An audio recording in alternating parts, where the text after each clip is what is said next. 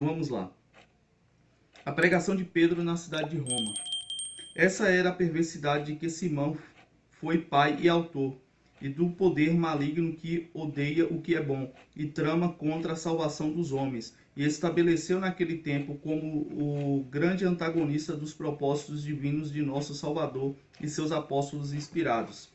Entretanto, a graça divina e celestial, que coopera com os seus servos, logo extinguiu por seu advento a presença as chamas que haviam sido acendidas pelo maligno, lançando fora toda a altivez que se eleva contra o conhecimento de Deus. Portanto, nenhuma conspiração de Simão ou de qualquer outro que se levantou naquele tempo obteve êxito naqueles dias apostólicos, pois a declaração da verdade prevaleceu e fortaleceu a todos, e a própria palavra divina, que brilhava do céu sobre os homens, florescendo sobre a terra e habitando entre seus apóstolos, vencia e sobrepujava toda oposição. Lembrando que esse Simão aqui é o mago, tá? Ele é descrito lá em Atos, se eu não me engano. Ele fazia magias, ele misturava, né, a mensagem do evangelho com magias, sortilégios e por aí vai. O citado feiticeiro, ainda que tivesse os olhos da mente atingidos pelo fulgor maravilhoso de Deus, quando antes fora descoberto em seus crimes por Pedro, empenhou de imediato uma grande viagem atravessando o mar e fugiu do leste para o oeste, pensando que apenas dessa maneira poderia viver como lhe aprovesse. Entrando na cidade dos romanos pela cooperação daquele espírito maligno que ali havia estabelecido seu trono, em pouco tempo alcançou tamanho êxito que foi exaltado como Deus pela instalação de uma estátua pelos que lá habitavam. Mas isso não prosperou por muito tempo. Logo depois, sob o reinado de Cláudio, pela benigna e graciosa providência de Deus, o grande e poderoso Pedro, que por sua coragem era o líder de todos os outros, foi conduzido a Roma como que contra essa peste da humanidade. Como um nobre capitão de Deus, protegido pela armadura divina, levou do Oriente o precioso bem da luz revelada para os habitantes do Ocidente, pregando a própria luz e a doutrina salutar da alma, a proclamação do reino de Deus. Capítulo 15. O Evangelho segundo Marcos. Assim, quando a palavra divina estabeleceu-se entre os romanos, o poder de Simão foi extinto e pareceu de imediato juntamente com ele próprio. Mas uma grande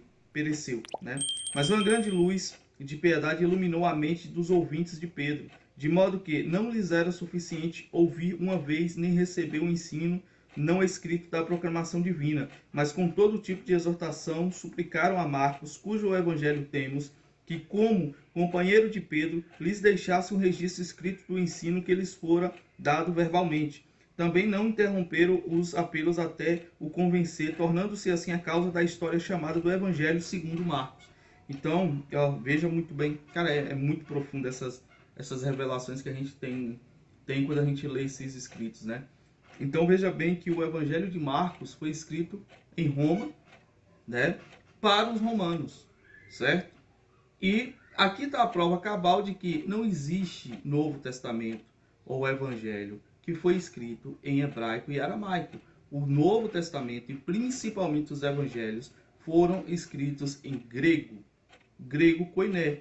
E o nome, obviamente, de Cristo vai estar lá, Iesu, entendeu? Não tem adulteração, não tem manipulação. O Evangelho foi escrito na língua grega. Mesmo os outros evangelhos que não foi escrito essencialmente em Roma, eles foram escritos em gregos por causa da língua da época. É igual qualquer tipo de manual ou livro hoje, para ele ser comercializado mundialmente, ele tende a ser escrito em inglês, né? E eles dizem que o apóstolo Pedro, sabendo por revelação do Espírito o que fora feito, agradou-se com um zelo fervoroso expresso por eles e ratificou a escritura para que fosse lida nas igrejas. O relato é dado por Clemente no 6º livro de suas instituições. O bispo de Hierópolis, chamado Papias, o confirma. Ora, Pedro menciona Marcos em sua primeira epístola, que teria composto na mesma cidade de Roma, coisa que, segundo dizem, ele mesmo indica referindo-se à cidade metaforicamente como Babilônia, com as palavras: a eleita na Babilônia vos saúda também Marcos, meu filho. 1 Pedro capítulo 5, versículo 13. E essas cartas de Pedro são muito profundas, né? Principalmente porque Pedro vai falar muito contra os falsos profetas. Capítulo 16. Marcos primeiro proclamou o cristianismo aos habitantes do Egito. Dizem que esse Marcos, sendo o primeiro a ser enviado ao Egito, ali proclamou o evangelho que também puseram por escrito e foi o primeiro a estabelecer igrejas na cidade de Alexandria.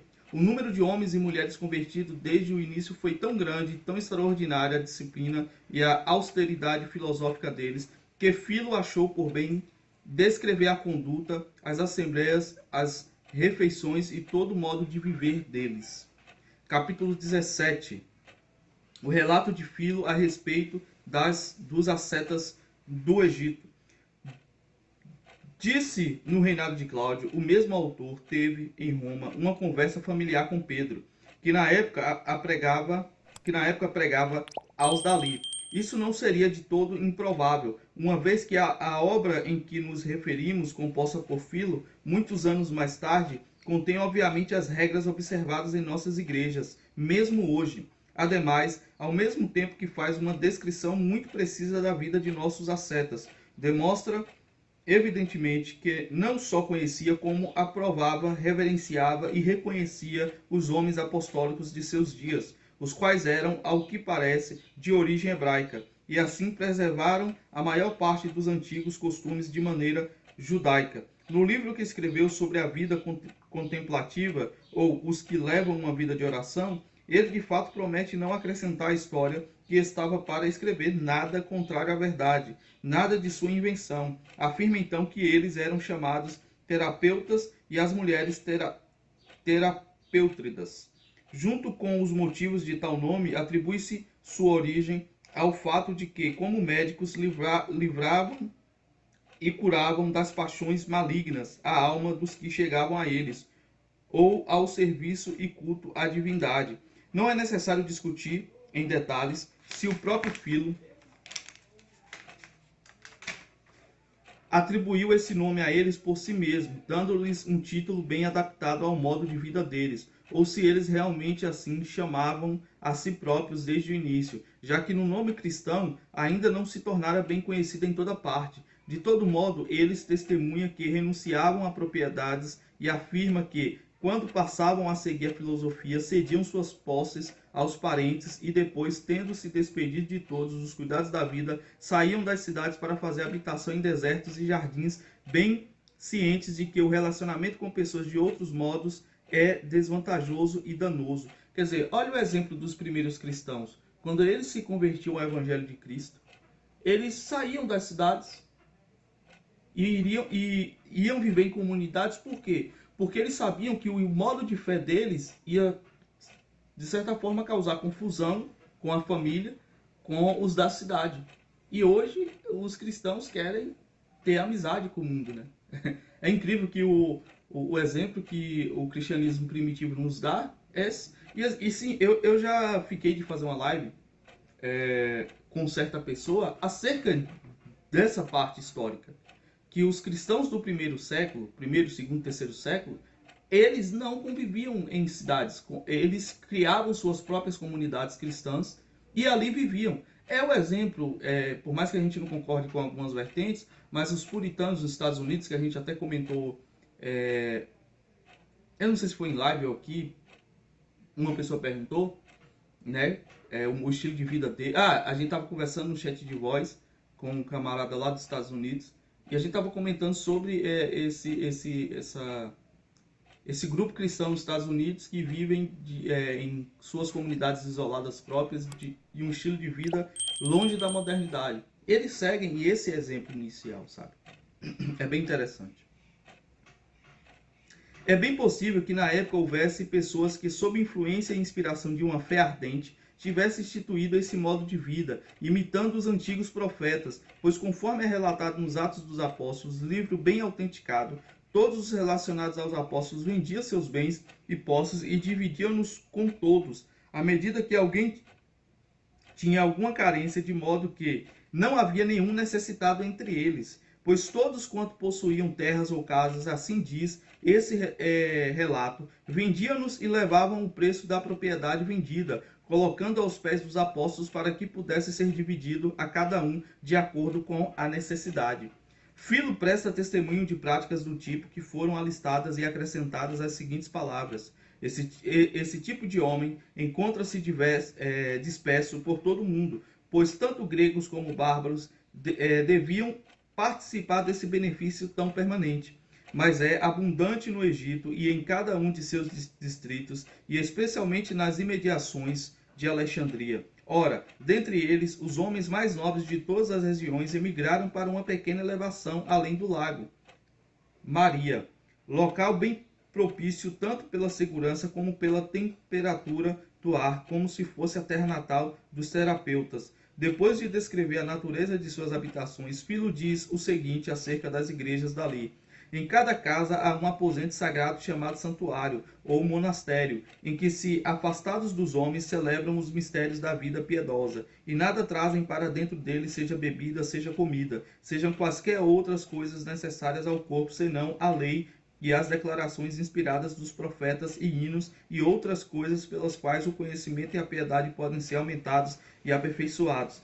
Depois de outras questões, acrescenta: todo o período, desde a manhã até a noite, é para exercício constante, pois enquanto estudam as Sagradas Escrituras, discutem e comentam a respeito delas, explicando a filosofia nacional deles por meio da alegoria, pois consideram a interpretação literal símbolo de um sentido secreto comunicado em insinuações obscuras. Também possui em comentários de homens de outrora que, como fundadores de sua seita, deixaram muitos registros de sua doutrina em feito alegórico, os quais eles empregam como modelos e imitam em seu método de instituição original. Esses fatos parecem ter sido expostos por um homem que pelo menos deu atenção aos que expõem as Sagradas Escrituras, mas é muito provável que os antigos comentários que ele diz possuírem fossem os próprios evangelhos e os escritos dos apóstolos, e talvez algumas exposições dos antigos profetas, tais como na Epístola aos Hebreus e muitas outras das epístolas de Paulo. Depois a respeito, quer dizer, veja bem, Eusébio de Cesareia está escrevendo isso aqui, relatando os acontecidos entre o século I e século II da era cristã. Ou seja, as cartas de Paulo, as epístolas, elas já eram conhecidas e já rodavam todo o Oriente e todo o Ocidente, até onde o Evangelho alcançou. Então, os livros que são cânones, eles já eram conhecidos. Tá? Então, assim, a Bíblia não foi formada no século IV, ela já existia, os livros já existiam, mas não existia, vamos dizer, um único livro que compilava todos esses escritos. Então, às vezes, para saber o que Paulo tinha falado em Éfeso, alguém tinha que ir em Éfeso, ouvir aquilo tudo, ou escrever e levar para Coríntio. Vamos dar um exemplo. Não existia um livro só que tinha tudo. Isso foi organizado futuramente, mas todos os livros que são cânones já eram conhecidos e já eram utilizados, tá? Com os cismas, você vai ter aí o cânon protestante, o cânon católico, que vai acrescentar algumas coisas, mas que não tem importância final nas doutrinas determinadas ali pelos apóstolos, né? Vamos lá. Depois, a respeito dos novos salmos que compunham afirma: assim eles não apenas passavam o tempo em contemplação, como compunham cânticos e hinos a Deus, em todos os tipos de métricas e melodias, ainda que forçosamente os arranjassem em métricas excepcionalmente sérias. Filo também discute muitos outros pontos a respeito deles no mesmo livro, mas pareceu necessário selecionar esses para apresentar as peculiaridades de sua disciplina eclesiástica. Mas se alguém duvida que foi dito seja peculiar à disciplina do Evangelho e pensa que se poderia aplicar a outros que não os mencionados, que seja persuadido pelas seguintes palavras de Filo, em que encontrará, se for imparcial, testemunho indiscutível nesse sentido, pois assim escreve: tendo lançado primeiro a temperança como um tipo de alicerce em sua mente, constroem sobre ela a outras virtudes. Nenhum deles ingere comida ou bebida antes do pôr do sol, pois pensam que o exercício filosófico deve ser realizado à luz do dia, e as necessidades do corpo na escuridão. Por esse motivo, a um designa um dia e a outro uma pequena parte da noite.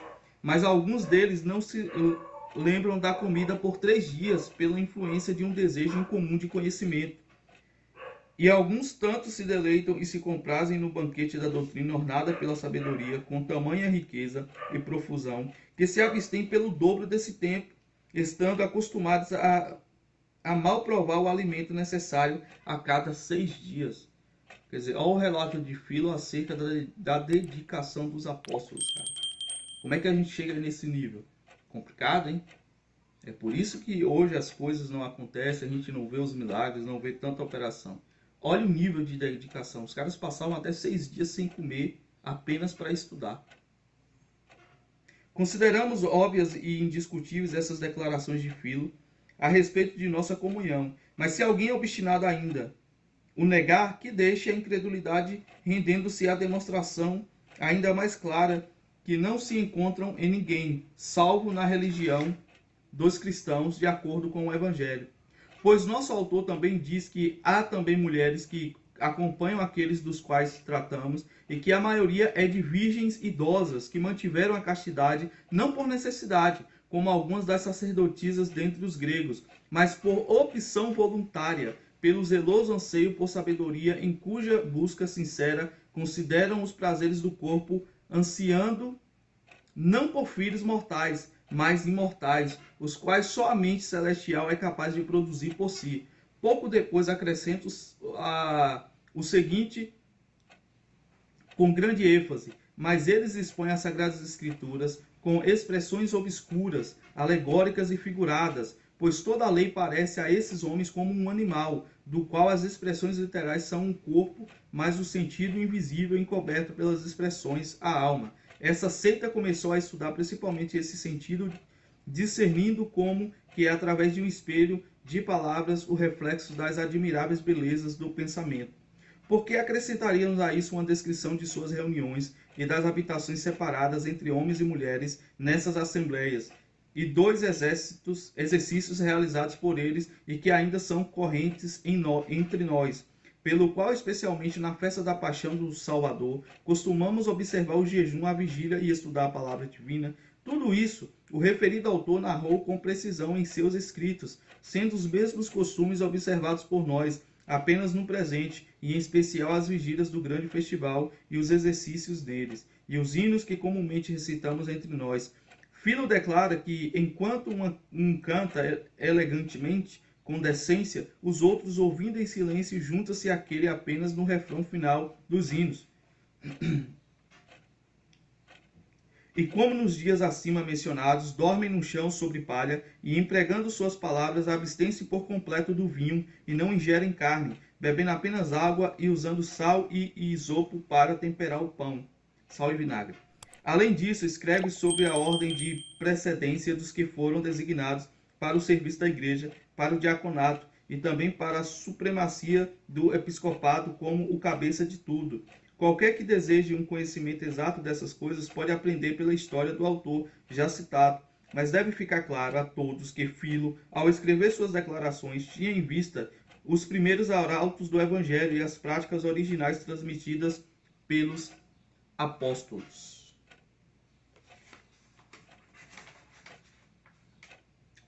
Interessante.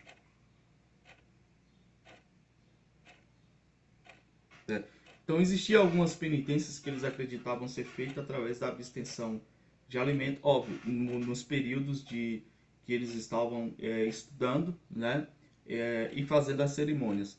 Bom, eu vou terminar por aqui. Tá bom, pessoal? Então, espero que vocês tenham gostado da leitura. Por favor, recapitulem os áudios anteriores, tá?